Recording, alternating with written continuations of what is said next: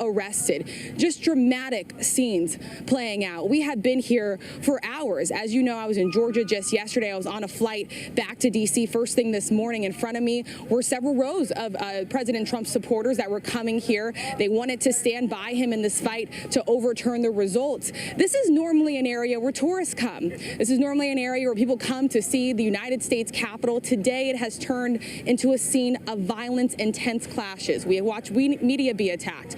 We ourselves have been caught in some of these tense clashes with some of these demonstrators here. And of course, those images of that woman who was gushing out blood, appearing to have suffered from a tremendous wound here. Authorities have now taken back this area, George, but it took hours. And they're hoping to get started on this debate tonight. Rachel, thank you. I want to talk to Congressman Jim Langevin now, Democrat of Rhode Island. Congressman, thank you for joining us tonight.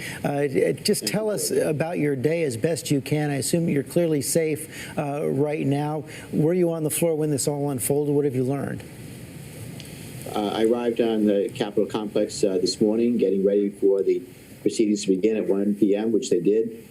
There were only 44 members that were on both sides of the aisle, House and Senate, allowed on the floor. So most of us have been watching the proceedings from our offices, and they were going to rotate us in and out as the day went on. Then shortly around after 2 o'clock or so, we got word that protesters had stormed the Capitol and then started to and then began to interfere with the proceedings of the House and the Senate. And then shortly after that, a couple of times the House went into recess. And then we were told in order to shelter in place. And so I've been here in my office with a couple of my staff members, and we've been here while the Capitol Police and the FBI and now the National Guard on the scene securing the Capitol complex. We just got a tweet from your colleague, Congressman Clyburn, Jim Clyburn, the Democratic Majority Whip, who is quoted saying, "I have faced violent hatred before. I was not deterred then. I will not be deterred now. Tonight, Congress will continue the business of certifying the Electoral College votes." What more do you know about how this is all going to unfold tonight? That's right. We have a constitutional responsibility, and we are going to fulfill that responsibility tonight. We've heard from our leadership that as soon as the Capitol Police and law enforcement have secured the Capitol complex once again, that the proceedings of the joint session of the House and Senate to count the electoral votes will continue. That is our job, and I think it's important that we proceed tonight with that, no matter what time we have to resume. But we cannot allow this mob that stormed the Capitol, that borders on a coup attempt. It certainly is an assault on our democracy. We can't allow that to be the order of the day. We can't allow that to disrupt the work of the people and to interrupt this electoral vote count. We will count these electoral votes, and Joe Biden and Kamala Harris will be declared the president and vice president of the United States. And do you expect that will get finished tonight? Do you think that some of your colleagues now are going to scale back their objections in the wake of this riot? I hope that many of my colleagues are going to reflect on what happened today and understand how important it is not to do anything that's going to further incite violence.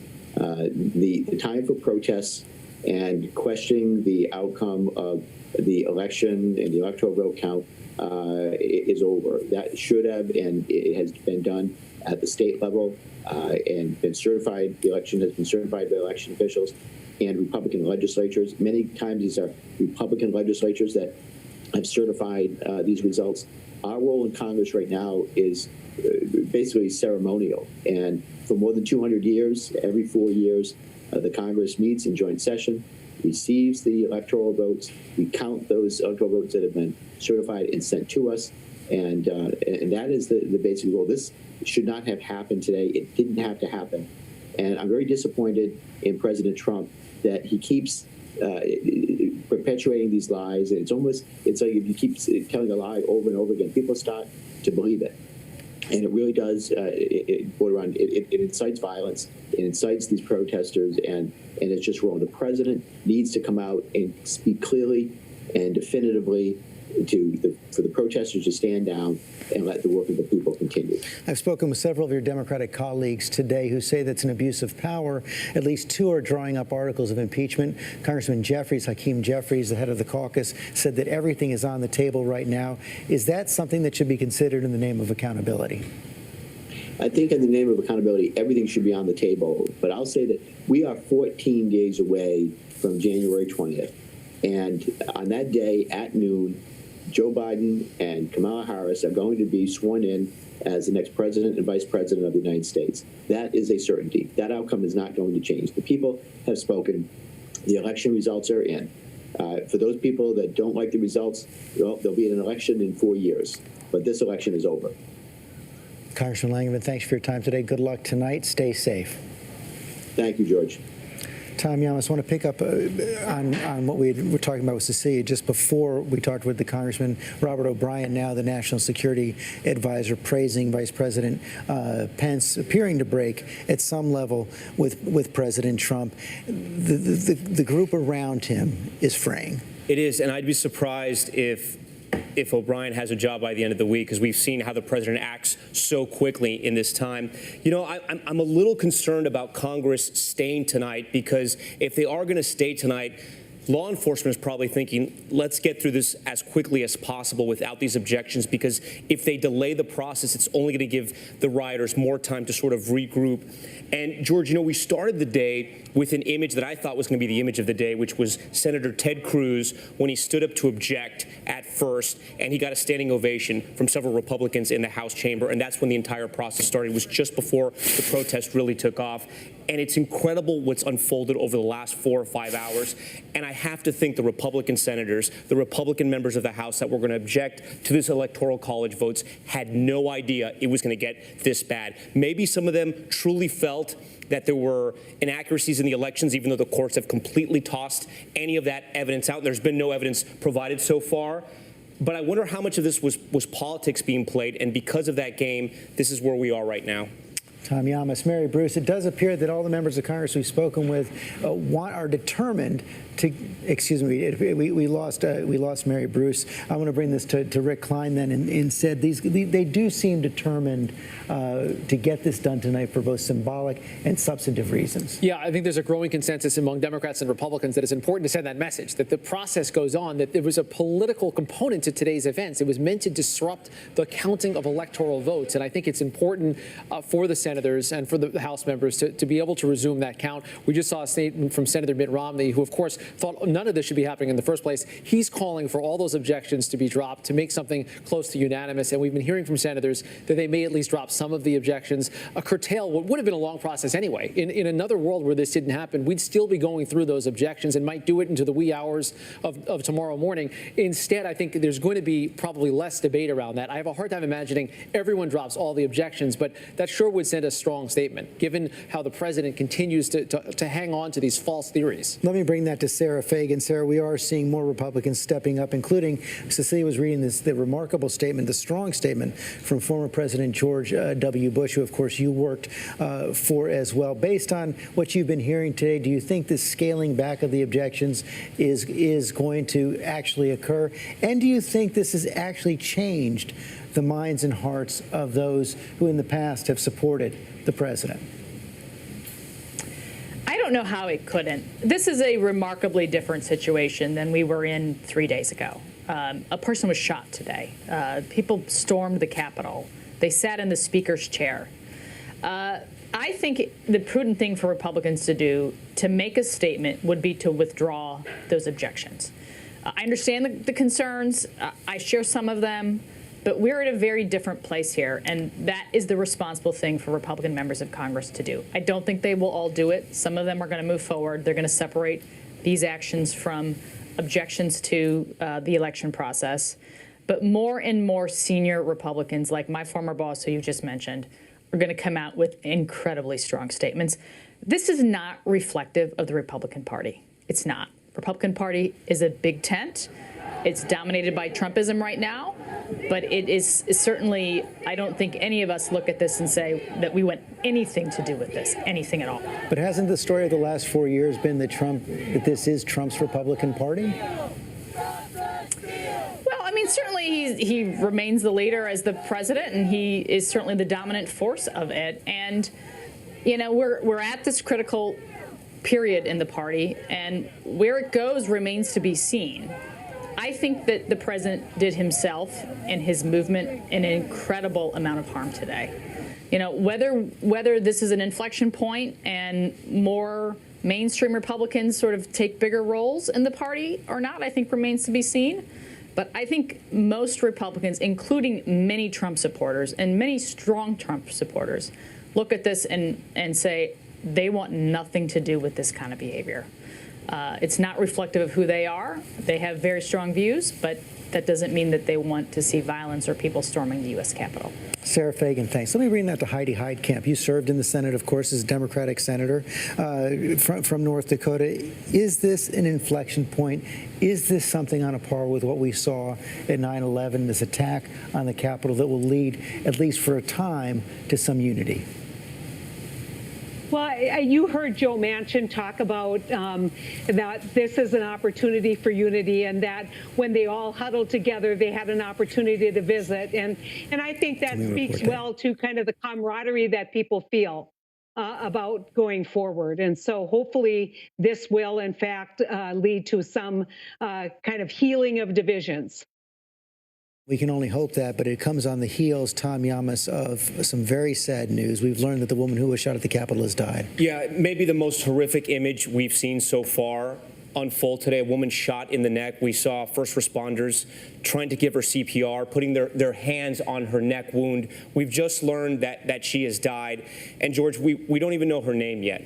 We just know that she died in this senseless violence. And we have to ask ourselves, what did she die for? We don't even know, you know, we don't even know her name, and yet this woman has died. So this has gone way beyond just a simple protest. This was a riot through and through, senseless violence, and now a woman is dead. A deadly riot. Mary Bruce on Capitol Hill has had to have shaken, and we've heard it in their voices all day long. Members of Congress on both sides of the aisle, the events of this day.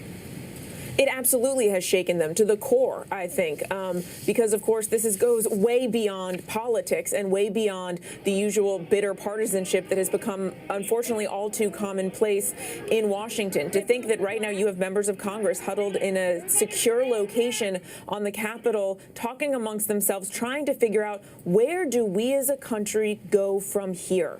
A day that was expected to be a lot of political performance, a day that was going to expose a lot of divisions within the Republican Party, is now sparking a much different conversation and how the country can somehow try and heal going forward. We have heard increasingly tense comments coming from Republicans directed towards the president. The number 3 House Republican, Liz Cheney, in an interview came out and said that the president lit the fire behind what we have seen here today, recognizing that rhetoric has real consequences here. We heard Joe Biden, of course, in a not so veiled way, make it very clear that he felt the president was responsible because the president's words have meaning and can often, be interpreted in many different kinds of ways. And of course, the president himself still not forcefully calling all of this off. It is just remarkable, and I think it is leading to a lot of deep conversations right now on Capitol Hill. First and foremost, over what comes next with the task that was ahead of them today. We had seen so many Republicans lining up behind the president, fruitlessly backing this effort to try and object to the election results that, of course, wasn't going to change anything. And now a sense that there is growing pressure on many of these members and that some may be backpedaling, maybe reconsidering, given what we have seen today, that it simply isn't worth it to stand behind the president and object to these results, given what that conversation clearly has sparked. Mary Bruce, thanks very much. That's how it's being processed inside the Capitol right now. Terry Moran, what we can't know yet, this has all been unfolding in real time all through the day in a way that was actually quite unexpected. What we can't know yet is how the country is going to process all of this. Well, it's a moment for us all, isn't it? For too long, it's pretty clear that the fundamental question for too many American voters in their politics has not been what do you believe in, but who do you hate? and owning the libs or whatever you want to do to the other side has been the driving force. Donald Trump was made for this moment. He has a personality which is very good at hating and very good at tearing people down. And he lifted people up in some ways because they felt, a champion, an implacable and brutal fighter against a culture that they thought was exterminating them or changing their beloved culture in a way they wouldn't recognize anymore. That is the politics that led to this moment. When you heard Joe Manchin talk about the centrist group of Republicans and Democrats in the Senate trying to do business, when you hear about Joe Biden in his very typical way saying, we got to be looking out for each other again. That sounds like a note from a distant past. It is, but it is the kind of antidote that is needed to cure the poison, the toxin right through our politics, to our dinner table arguments at Thanksgiving and all the rest of it that we've talked about for these years. That must change. We can ask our leaders to do it, but really they won't do it unless we will. Terry Moran, Mary Alice Parks, record numbers of Americans voted for Joe Biden, record numbers of Americans voted for Donald Trump. A deeply divided country. Biden won by more than 7 million votes overall. And the country often chooses something that at some level is an antidote to the president that came before. The contrast we saw in the two statements today about as stark as can be. One thing that the president's actions the last few months has done has robbed President-elect Joe Biden of a more fulsome conversation about how he won. And I think that both parties and all voters need to take a moment to think about how it was that Joe Biden motivated people, not only got out a Democratic base, but had a lot of disillusioned Republicans and conservative independents just willing to cross the aisle. We haven't had a meaningful conversation about whether our politics are changed for the good or for the better or for the worse or permanently, or if this is just a moment that is purely reactionary to the president. And I think that in some ways we're going to just be talking about what happened in November for so much longer because of what the president has done. But George, if I may, I have to say I've been just getting so many questions the last few hours. I'm going to really switch gears here. I apologize, but I'm getting so many questions about why it took so long to secure the Capitol. And we've been talking to Martha about the National Guard, and we've been talking about to law enforcement about the steps they have to go through to secure a building. But I grew up miles from two military bases where I have seen fighter jets scrambled in minutes. I have seen military in D.C., where Rick and I live. I have seen military march down streets fast when they have to. And we just didn't see that visibly on TV today. And that was surprising. It was surprising to feel like it took so long. And I think that's something else that we're going to have to be. In some ways, it's a metaphor for our time. We saw it happening and almost didn't believe it could actually go all the way. They would actually go to the Capitol. They would actually be led in the Capitol. They would actually break through the barricades, and this would all unfold, not here, not in Washington, D.C., not in the United States of America. We didn't expect it, and clearly they didn't prepare for it properly.